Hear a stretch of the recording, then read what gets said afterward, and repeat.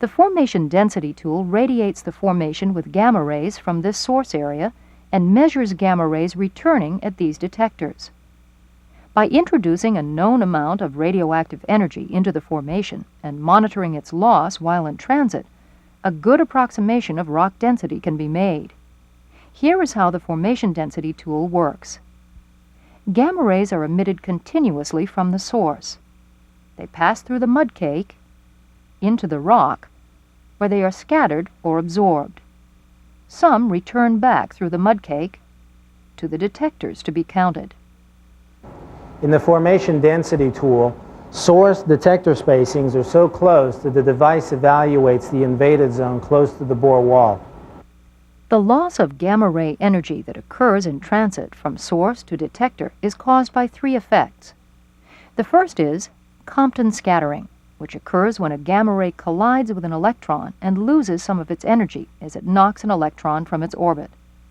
The second, photoelectric effect, which occurs when a gamma ray collides with an electron and loses all its energy as it knocks the electron from its orbit.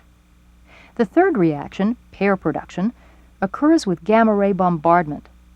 However, the gamma ray source used in a formation density tool is of relatively low energy and below the threshold of pair production. Consequently, we'll ignore pair production and concentrate on the other two effects. The net effect of these two interactions is that the number of gamma rays penetrating a substance decreases as its density increases. A returning high gamma ray count indicates low density rock. A low gamma ray count indicates high density. What is really measured by the tool, however, is electron density, characteristically denoted by rho sub E. Let's see how the conversion from measured electron density to calculated bulk density is made. The number of protons and neutrons of an atom determines its atomic weight, A, and therefore its contribution to the density of any molecules in which it occurs. The general relationship between bulk density and electron density is as shown here.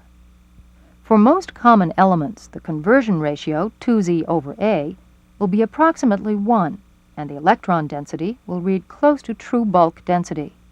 For example, limestone, or its mineral constituent, calcite, CaCO3, has a conversion ratio of 0.9991.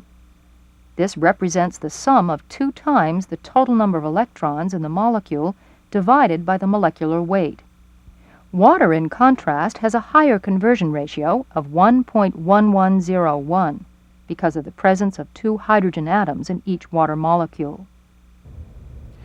These varying values require that a formation density tool be calibrated to a standard. The industry standard in this case is pure limestone saturated with water. The tool is calibrated to read an electron density of 1.11 in water and of 2.71 in pure limestone. This represents their true density based on calculated molecular weight.